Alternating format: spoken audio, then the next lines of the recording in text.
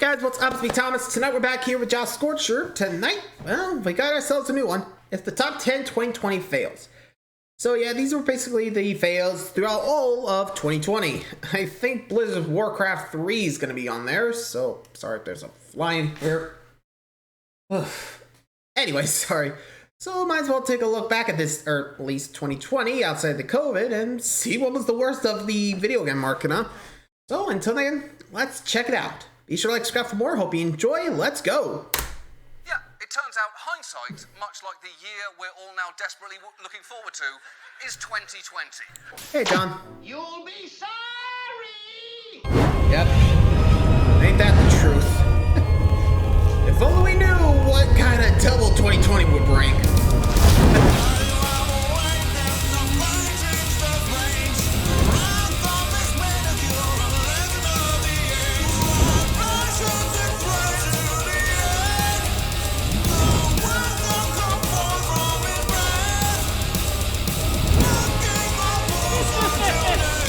Here we go. When I finished my Company Fails miniseries, I said that I'd be tackling any major fails that happened over the course of this year. Well, boy, did 2020 deliver! But before we get into the meat and potatoes of this year, how about a quick recap? Hit it! Hey, we didn't stop the fire, alright.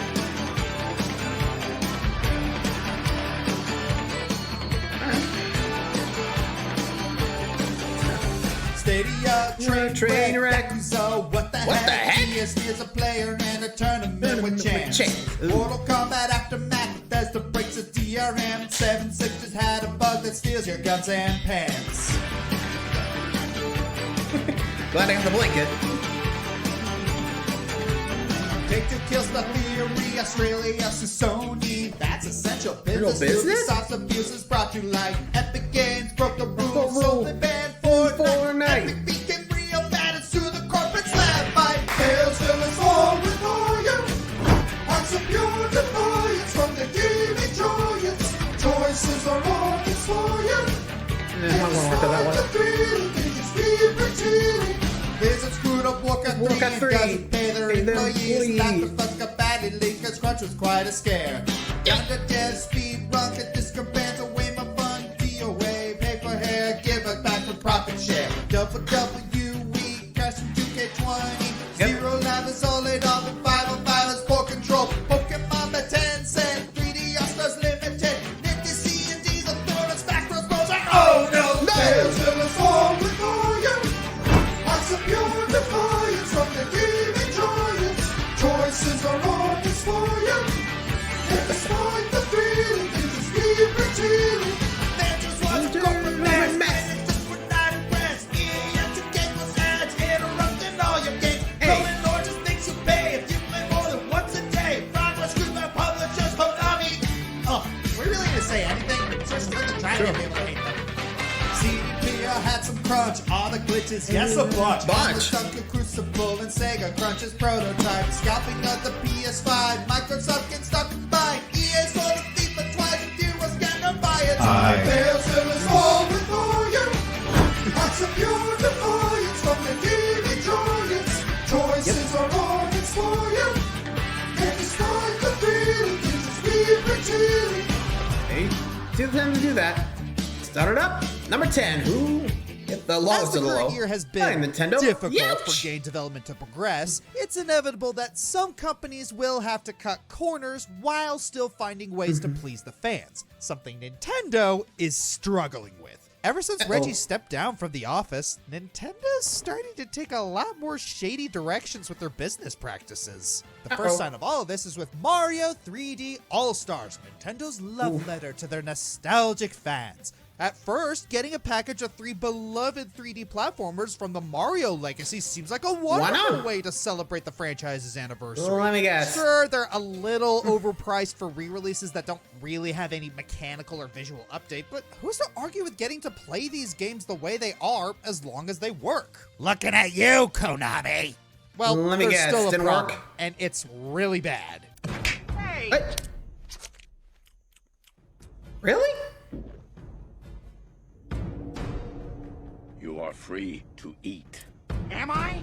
Are you? That's right! If you want this Oh, yeah, collection, the you limited run. better get it fast because Nintendo's pulling them back in a few months' time. Yeah, you Yeesh. know, these 3 games that are over a decade old and probably duplicated and pirated everywhere. They finally answered fan demands by offering legal releases again, but only for a short while. How is this a good business practice? You legally own the data for all 3 of these games, so what's wrong with producing copies of them regularly as long as they turn a profit? This is neither the first Let me guess. nor the last Didn't time work? they did this, by the way. The anniversary edition of Zelda 4 Swords got the same treatment 9 years back, and they did it again with the original Fire Emblem just a month ago. I get Ooh. that limited releases can help boost sales demands for a period of time, but in the long term, all it does is Not the paint a best idea. sour image on Nintendo's marketing.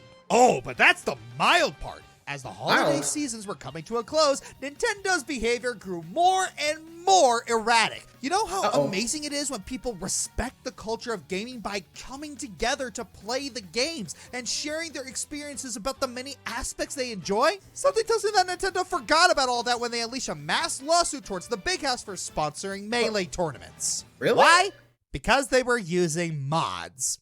Yep, Mods? this again. Bunch I don't of want- weird, dorky stuff that ruined my perfectly good stuff. Combating this See? act of monarchy, fans began hosting the Squid House, featuring a Splatoon 2 tournament offering prizes beyond what Nintendo could in their usual events. You know you go pretty bad when fans had to be extra charitable just to call you out. It seems like instead of You learning think? to better themselves, Nintendo's taking a bunch of backward steps because their lawyer said it makes them the big bucks. I know you think what you're Oh, doing boy. here is the right thing, Nintendo, but is it Well, really here's worth word of harming advice. your public It ain't. reputation? Just because you want to be like Disney doesn't mean you have to be Disney. To be like, And on the topic of True. repeating mistakes, it's like this Oh, enterprise was Tucker, run by a fine. villain or something.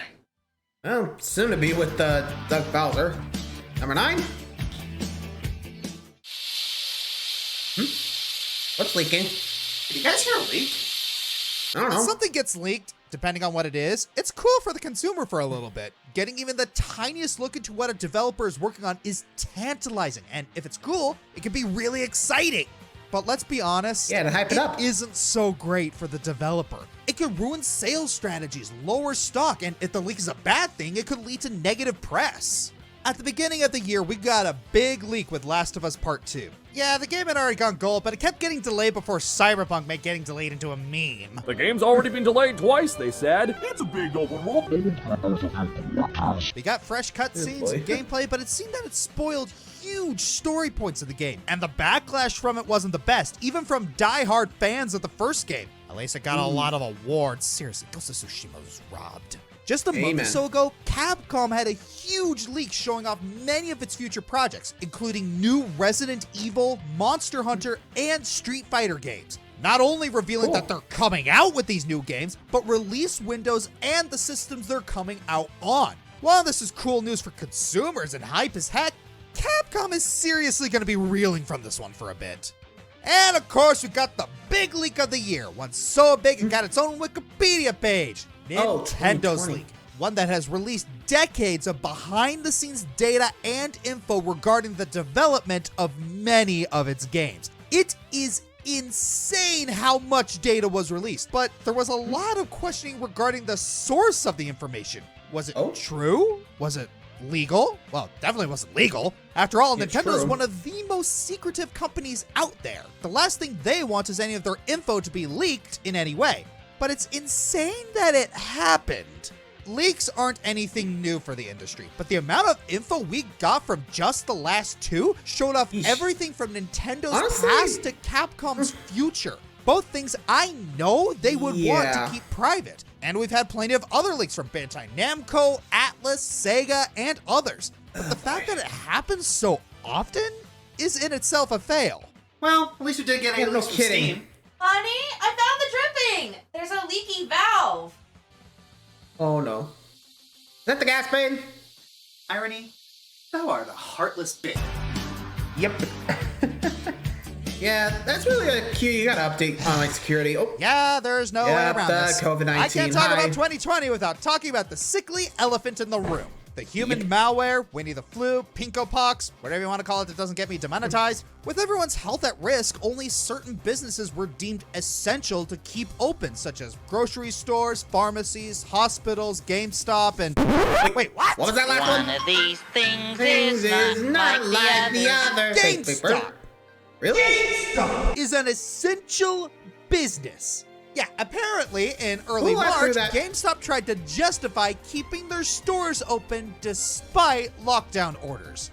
Their best argument is that they want to help those staying and or working at home, because apparently these don't exist. How convenient, considering that so many people under lockdown will be playing video games more than ever, and that Yeah, GameStop's online. been at a steady decline over the last few... See that? It's so people thin, we're I not can't even dumb. finish the joke. Okay. Maybe I'm being too cynical, and maybe they really were just trying to be helpful, but you can't deny Yeah, how no. sketchy it looks. GameStop's basically been on life support for a while. Even the Reginator couldn't save them. Then suddenly the Comic-Con comes around. People are ordered to Yep. stay home, and only essential businesses would remain open. Not too long after, in comes sneaky old Mr. GameStop to take advantage of the situation, therefore inadvertently putting their own customers' health at risk as well as their own staff And members. employees. Okay, guys, real talk here. I love video games, Don't we but all? they are not worth jeopardizing your health over. I mean, Go yeah, a lot digital of them right are now. It's online. a lot safer in these times. As you can imagine, this didn't sit well with anyone. So, GameStop caved and closed their stores, with only a select few offering curbside pickup and home delivery. Okay, that's a decent compromise. A lot of food joints do that and it's perfectly safe. You know, maybe we won't see GameStop goofing up twice in 1 year. Let me see. Are you serious? Why can't I be kidding right for once? Thanks, Todd. So, in early November, GameStop held a TikTok dance contest for their employees. One of the prizes? Getting to work extra hours during Black Friday week. Yes, Seriously? they were essentially making their poor, underpaid workers dance for their right to afford to eat during what is basically Hell Week for all retail workers in the middle of the Karen Cough breakout. It's safe to Yeesh. say that the present outbreaks brought out the worst in a lot of people, and now GameStop is one of them. So desperate to try and redeem their reputation that they'd stoop to taking advantage of the situation and their own workers. At this point, it feels like they're Bro. just begging us to pull the plug on them and put them out of their misery. And I can't help but think it might be for the best. Yeah, agree. Like, at some point, someone's gonna take over, like, from GameStop. Like, I know there's a lot of online retail, you know, like Amazon too, but still, I think there's just some people that just keep retail stores up. I used to work for GameStop. Like, yeesh. When I heard about this, I was like, what the fuck? What are they doing? I'm kind of glad I left when I went to college. Oof. I mean, like I said, this is coming from a former employee there. Anyway, number 7. Hey, did you know that Amazon has a game studio? Neither did Neither did I! And by Amazon, I mean the place that gets drones to deliver your socks. Yes, that Amazon. They have a game studio. A few, in fact. Over the last couple years, they spent a crap ton of money trying to be the next big See thing ya. in gaming by buying talent and technology to create their own money-printing video games. But instead of creating games based off of creativity or originality, their philosophy is we throw money at it and we get more money back. Amazon, boy. how are you that rich and yet you suck at capitalism that hard? I can Money go makes into a people dumb lot of sometimes. detail about the What do you expect? entirety of Amazon's gaming initiative, as it's a super large fail on its own, but since they haven't completely given up on being a game developer, and I don't want this one entry being as long as my top characters list, we'll talk about their most recent fail, Crucible. Crucible is Amazon's answer to multiplayer shooters in the same line as TF2 or Overwatch, but with some battle royale elements similar And to Valorant. PUBG. And like a lot of Amazon's games, Crucible went through development hell, despite it being playable as early as 2018, according to some reports. Because Amazon wanted it to be a billion-dollar franchise, they continued development until they had to release the game in beta in early 2020. The problem with that is that once Crucible came out, the Battle Royale scene practically died out, with only Fortnite and Call of Duty still dominating. Combine that with the game releasing while it's practically half finished and with most of the features like Twitch integrations not being made, this is like the Heroes of the Storm of Battle Royale. Then, in a decision that really shocked people, Amazon unreleased the game less than a month later. Okay, well, that's not entirely true. They put it back into closed beta, but that wasn't the end. In October, Amazon canceled Crucible completely. It wasn't that surprising since the game has been gasping for air since it was first announced, but it seems Amazon decided to pull the plug and focus all their efforts on other projects. Their other projects being the MMO New World, slated for release next year, after being delayed twice, and Pac-Man Live! Woo! Okay, well, ignoring Pac-Man Live for a bit, I can go over a lot of Amazon's tremulous journey through the game development scape over the last 10 years, but considering Crucible was Amazon's first ever gaming release, and it was botched this hard, I think we can get by with this. We'll see what happens. Number 6? Oh, I know you all were waiting for this one. Back when I did Nintendo fails, I made a bit of a comment when I realized that Blizzard royally screwed up Warcraft 3 Reforged and how annoyed I was that they did it right after I released the fails for them. So yeah, you can thank Warcraft 3 Reforged for this list existing. That's a good thing, right? So what was so bad about Warcraft 3 Reforged? How about a combination of lying and downgrading a game that was fine and continued to be played by hundreds of people to this day? Let me elaborate. In 2018, when the game was announced, it had a lot of potential. Upscaled environments and animations, maps and campaigns, updated models, and an upgraded user interface and world editor. But if you follow interviews in the years that follow, things didn't seem well, and the original plan altered heavily from what was shown in 2018.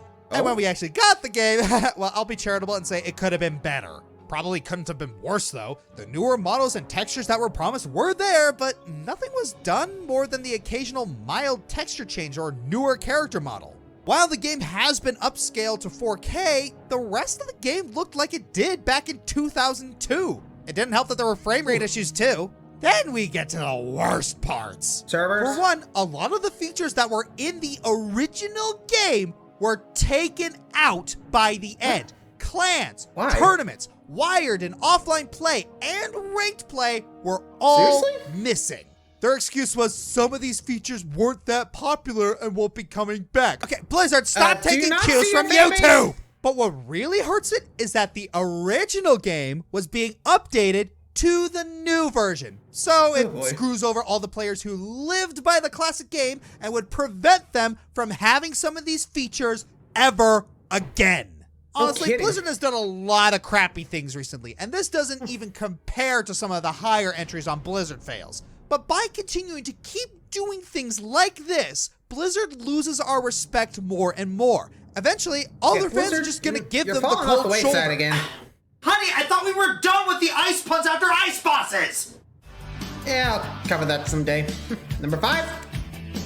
Eesh, Blizzard. Whether you love the MCU like me, or are desperately praying for the end of it, also me, it's impossible to ignore how massive it's become. It's repeatedly broken records, brought several once obscure actors and characters into the mainstream, has every kind of merchandise you could imagine, has led to other studios trying shared universes, with mixed results.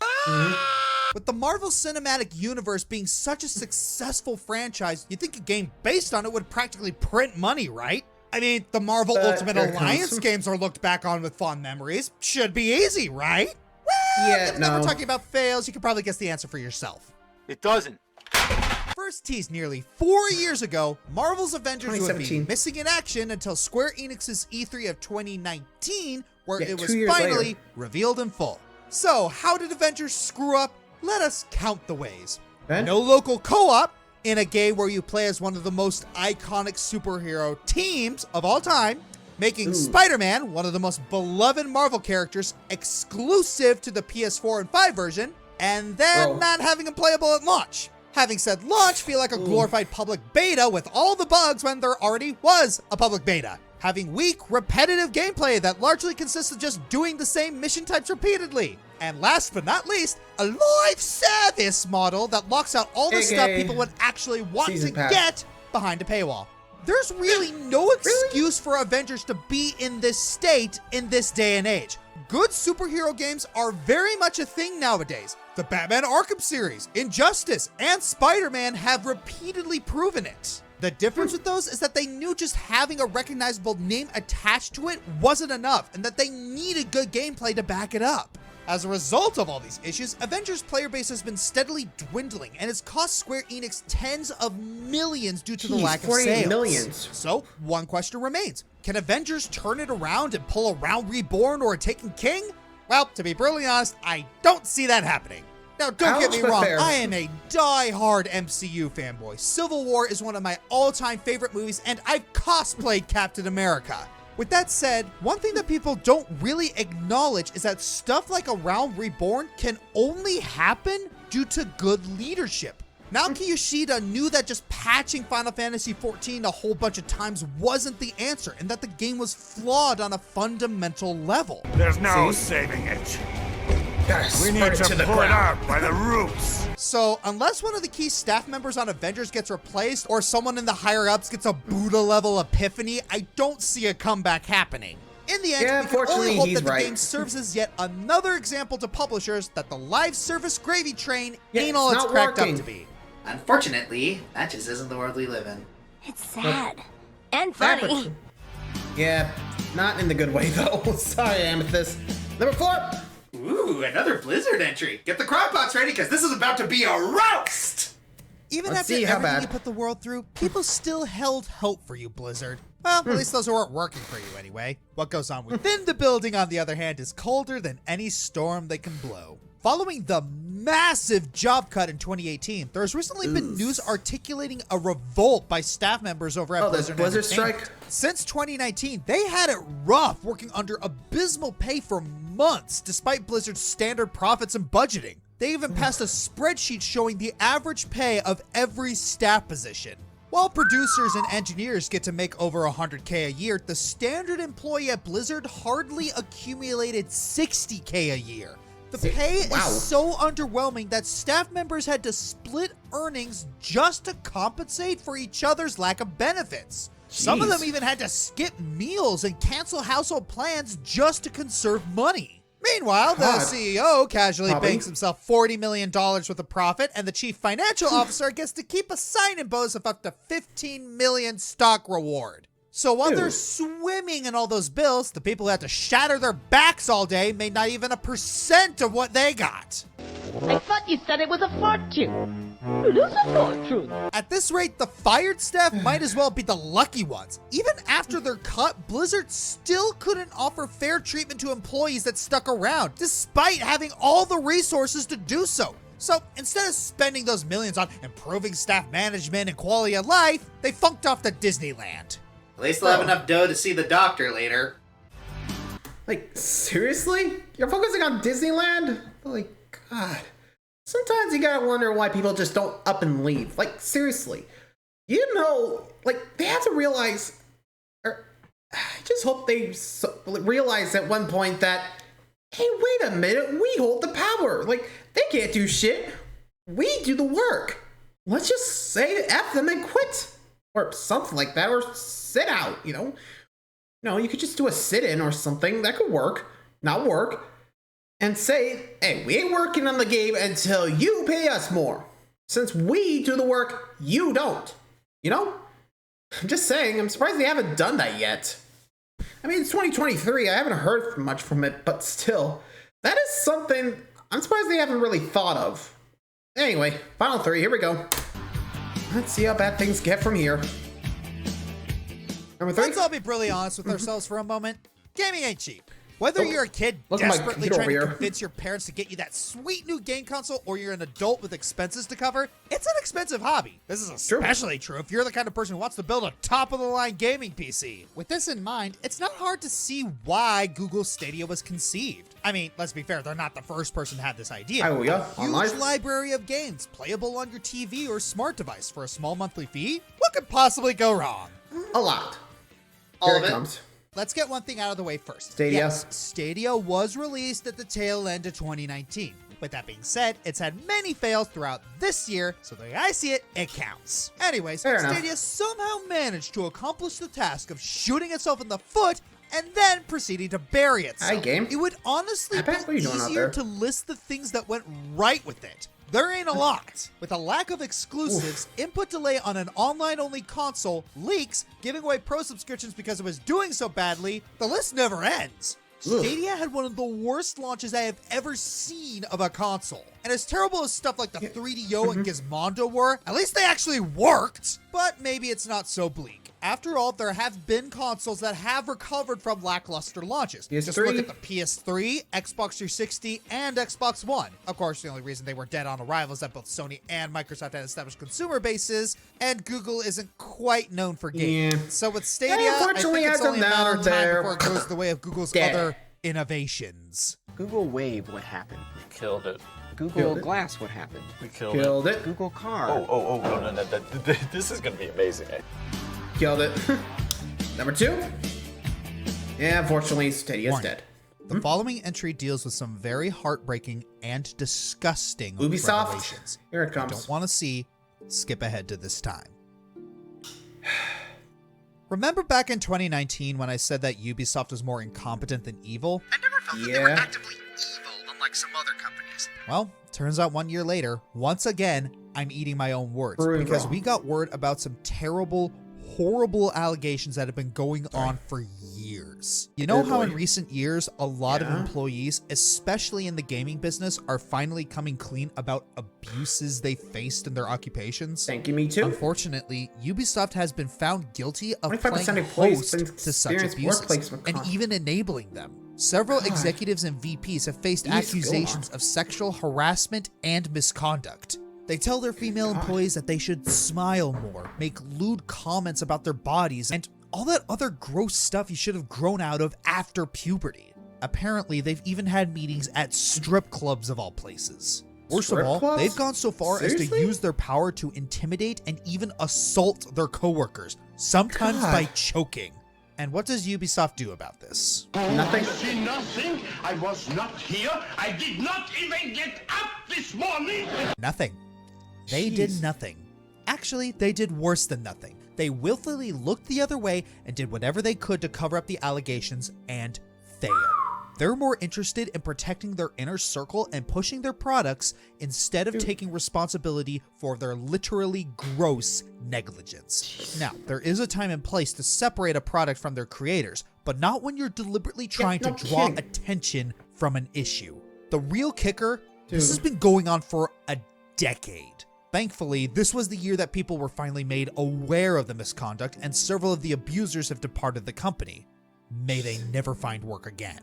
Hopefully, F Ubisoft them. can start taking the baby steps to clean up their act, but it's going to take a while to wipe this stain off their reputation. And if by next is what you year guess? we hear this behavior continuing, they'll never hear the end of it. Yeah, let's be real. They keep doing it like that, they're screwed. And the number 1 failed last year.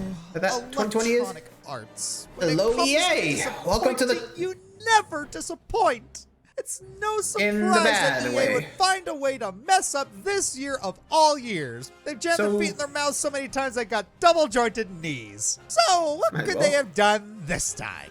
Let's see. They wrongfully smeared someone for rightfully calling out one of their workers, snuck in unnecessary ads, copy-pasted Bro. FIFA 19 for the Switch.